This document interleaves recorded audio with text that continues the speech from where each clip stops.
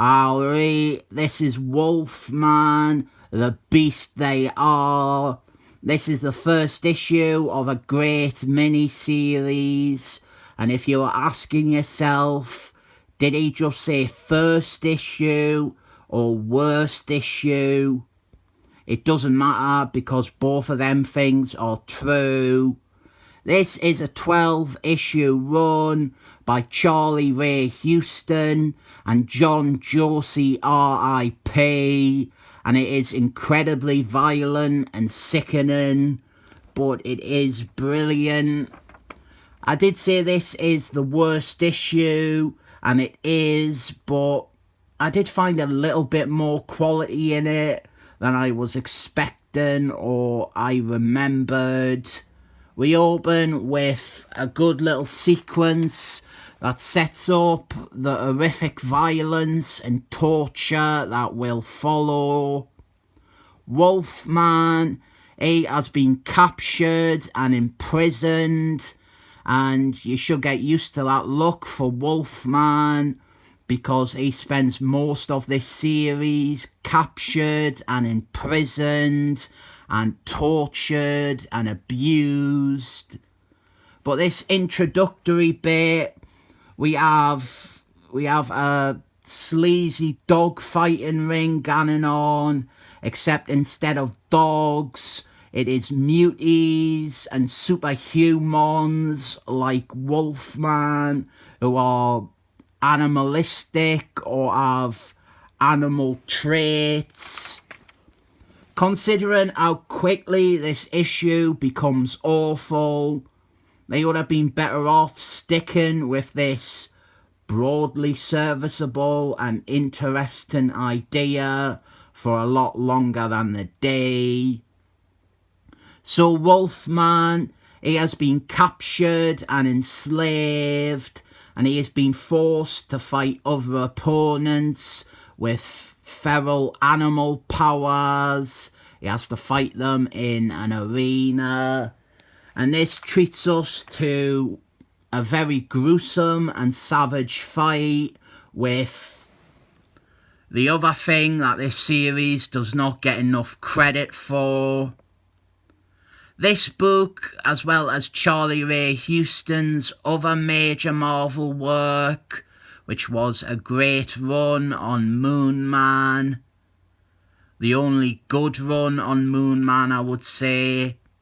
Charlie Ray Huston is either an enormous comic book fan, or he is someone who loves the exact same thing as me, that there is this densely populated universe filled with all sorts of characters, and some of them only have like one appearance, or they haven't been used in decades.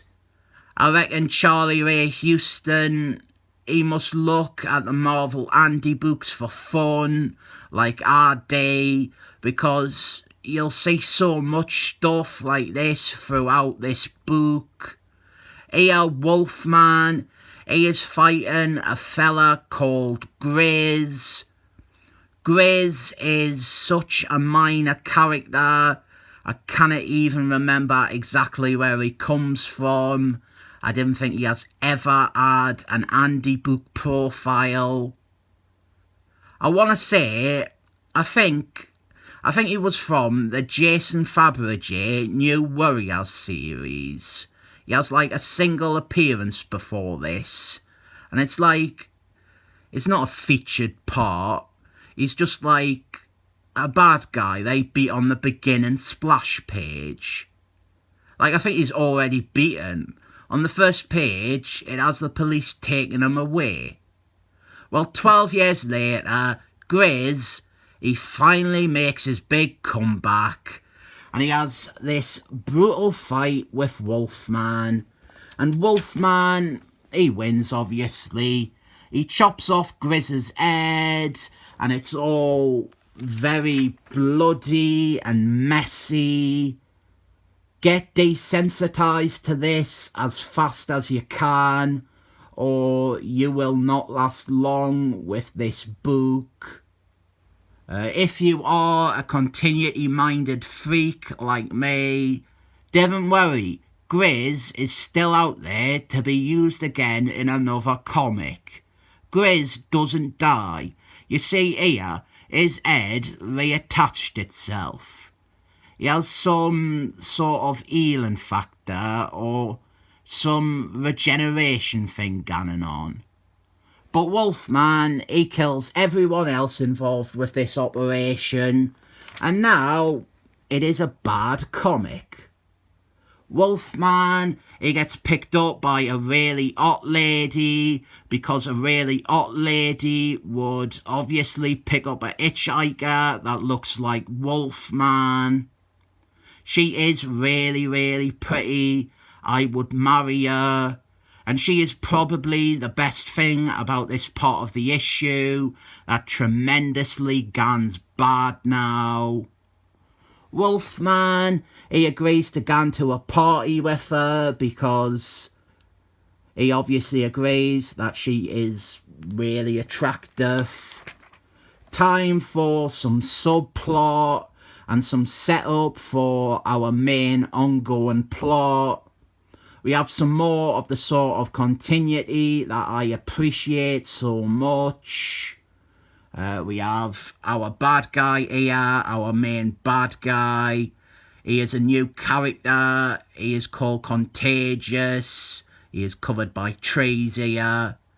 But everyone else is straight from the realms of forgotten about villains. Like this guy here. He is a ghost driver villain. He is called Susan Side. Of all the minor baddies who get some new life breathed into them in this series, I think he is one of the ones who had a fair amount of prominence before this. He was a ghost driver baddie. His story was he sold his soul to Spider-Man's mate, Satan, so that he would live forever. I might be completely off here, but I think I might have Susan Side's first appearance. And then we have, well, in the All video, I described this series as having God-tier continuity. And here is some of that. We have Harry Styles here. Harry Styles. Who is that? He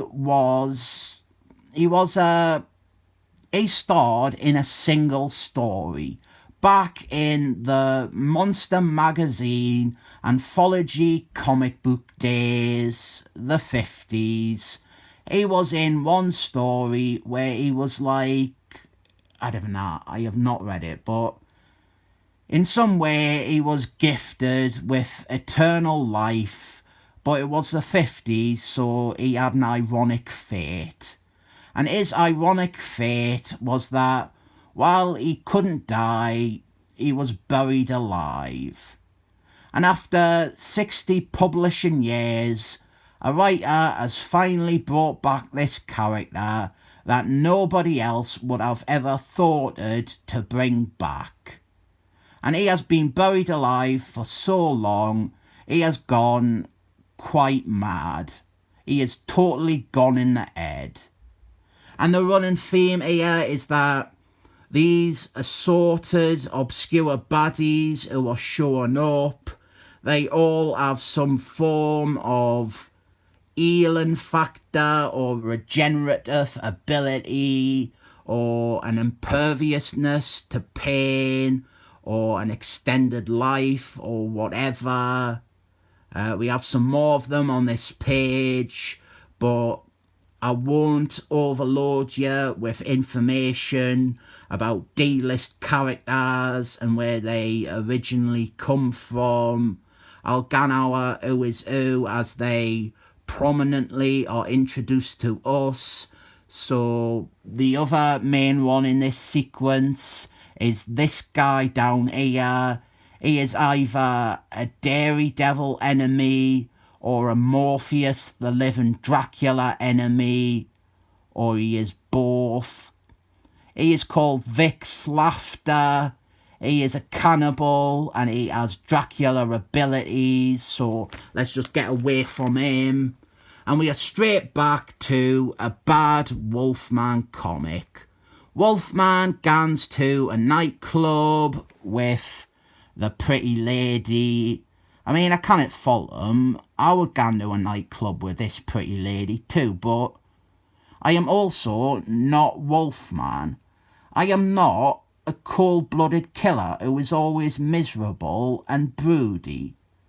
And nobody wants to buy a Wolfman comic where Wolfman, he goes clubbing and lets loose and starts dancing. I don't know, is this what people really want from Wolfman? So then we are given a slight reprieve, and we have some more of the bad guy here, Contagious. He has captured yet another character from the wider Marvel universe. It is an odd Black Star enemy called the Fat Corruptor. And now I just said the same thing about Susan's side, but I think this is one of the more well-known characters who get drawn into this story. In Fat Corruptor's case, you are looking at a character here with more than 30 appearances to his name. And then we are back in the room. Great art. Pretty women. We even have cleavage. But now is the infamous sequence where Wolfman is approached by a woman and then a series of other women to cut their hair with his claws. You see, there is an okay idea in there that these vapid women are so desperate to be fashionable that they think having their hair sliced up by Wolfman's claws would count for something, and it would be like a hot new look. Like, if this ended here, that is fine. That is an okay idea with me.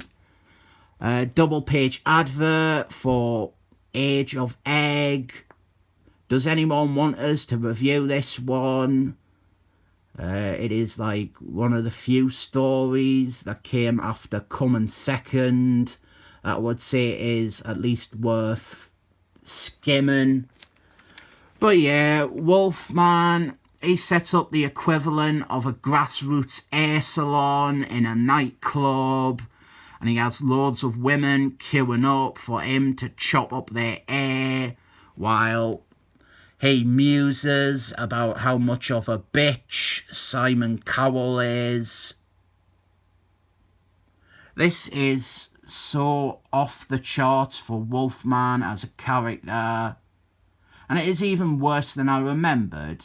See, I remembered that there was a reason for this. I thought that Wolfman, he had been drugged and doused with Fat Corruptor's chemicals, but no, that hasn't even happened yet. And it is terrible. It is not funny. And Wolfman, this whole scene, this is not anybody's idea of Wolfman. I mean, look at this dialogue. This song, I love this song. I have to dance to this song. It doesn't matter what happens next or what follows. You're not reading this, are you? It is an awful first issue. There is so much I like going on in this series as a whole, and even in this issue there's a lot to like. There is some really tremendous artwork. We have some of my favourite type of continuity indulgences. We have an okay idea at the start with the dog fighting stuff. We even have, I mean, I pointed out there is a fun idea and some clever commentary linked to the worst scene in the comic. It just ran with it, and it was awful. And it is even worse this time because I remembered the context more favourably. Just for the sake of the story, yeah, the club, it's owned by the bad guy, Contagious. Contagious, he shakes Wolfman's hand, and Wolfman, he is exposed to fat corruptors, mind-bending, mind-altering, mind-controlling, mind chemicals.